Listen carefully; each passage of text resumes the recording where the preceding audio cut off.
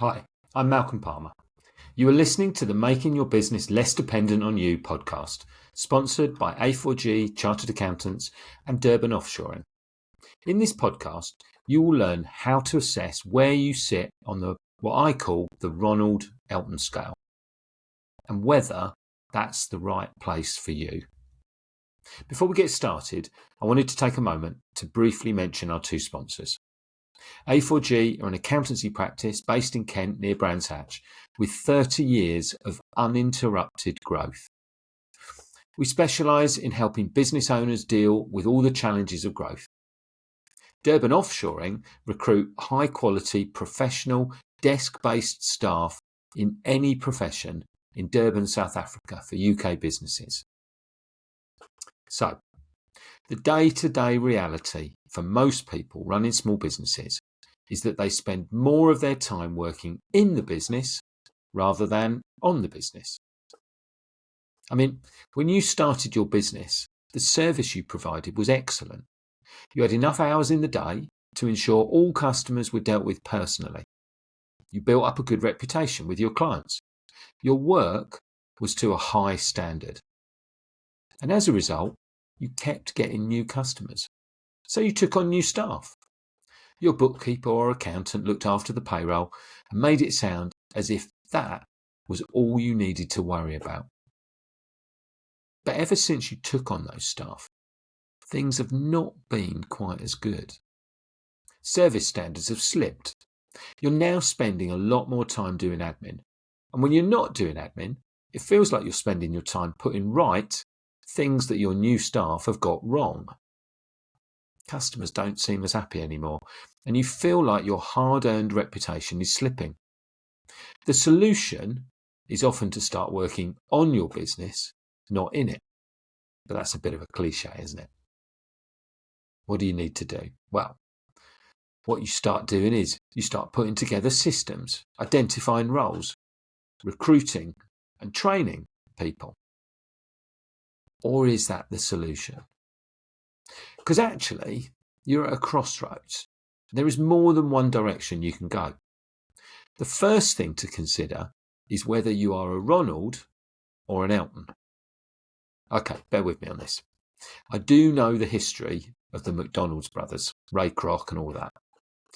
Let's imagine that it was Ronald who started the whole thing. After years of flipping burgers and entertaining the kids, Ronald has now stepped back from the front line and trained up others to wear the flipper-like shoes and red nose. Ensconced at the top of McDonald's tower in a smart designer suit, with his bright red hair receding a bit and carrying a heavy hint of grey.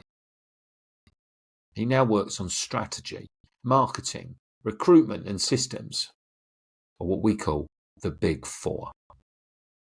He's built a franchise that can be replicated all over the world. Where once he did everything, now his influence goes unseen.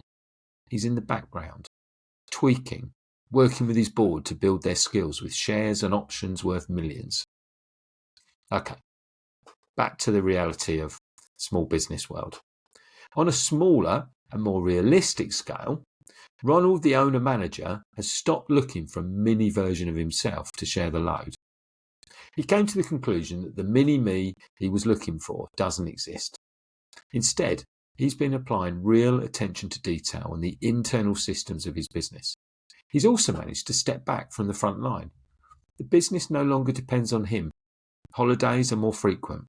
And now that it's no longer dependent on him, the business is now much more sellable.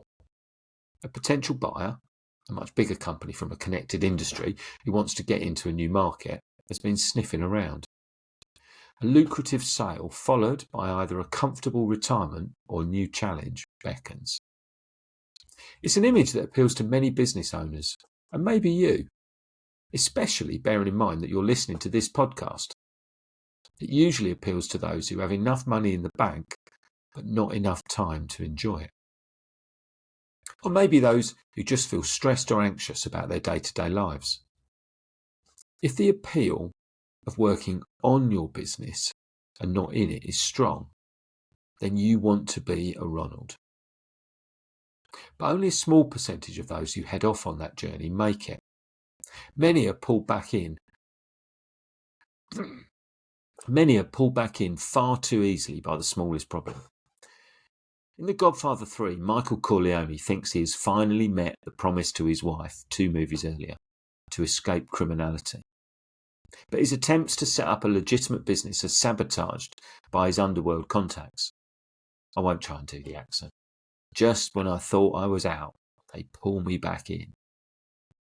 You ever felt like that? Of course you have. If the business is too dependent on you. You make some progress, then something happens, and you're drawn back in to sort it out. But sometimes the they is not a they, but a you.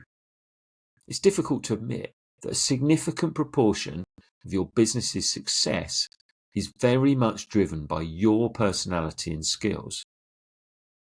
And that's not the end of the world, as long as your business model accepts that. Before you head down the path to Ronaldom, I'm not even sure if that's a word, but if not, it is now. Ask yourself what you want. Do you have the skills to make the changes to your business that will make your business completely independent of you? Are you prepared to invest the time and money required to make those changes? Does that approach even work in your industry? Has anyone else made it work? Maybe you could be the first, or maybe not. Because Ronalds aren't the only financial success story out there. Take Elton John. He's one of the most financially successful people in the UK. And the one thing he hasn't done is train up lots of little Elton Johns to go around the country performing Goodbye Yellow Brick Road every Saturday night. And that's because he's the star performer. He's the one they want. Is that like you? Are you the star performer? Are you the one who does the things that earns the business the money? Would the business be able to operate without your talents? If it can't operate without your talents, then you're an Elton. And that means you need a business model which is very different to those of a Ronald. The key for Eltons is to rid themselves of the tasks that someone else can do. Get a PA, a good accountant, bookkeeper, an all-round marketing specialist. Download a really good dictation app so you can dictate letters and instructions. Delegate everything but the things that no one else but you can do. Use the skills and expertise you have to deliver a quality which is better than your competitors, and then make sure you charge for your services accordingly.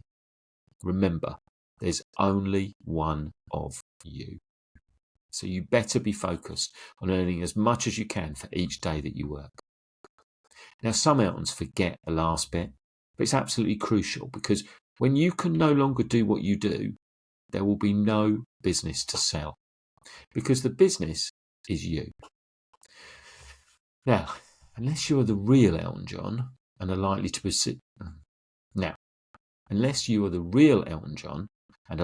be receiving royalties, you're going to have to squirrel away enough of what you earn to build an investment fund that you can live off when you retire. And if that works for you, then that's great. But you're probably listening to the wrong podcast, though, because this one is for aspiring Ronalds, or maybe those who want to be a bit more Ronald than they currently are. Because the reality is that very few people are 100% Ronald or 100% Elton. Most of us are a little bit of both. As your career progresses, you realise that you can't be as Elton as you have been previously. There's the risk that you might burn out, or not be able to build a big enough pot to retire on, in which case you better carry on making the business less dependent on you. Thank you for listening. And don't forget to head over to the websites of our sponsors, Durban Offshoring and A4G LLP. We'll be back in a couple of weeks with another fascinating guest.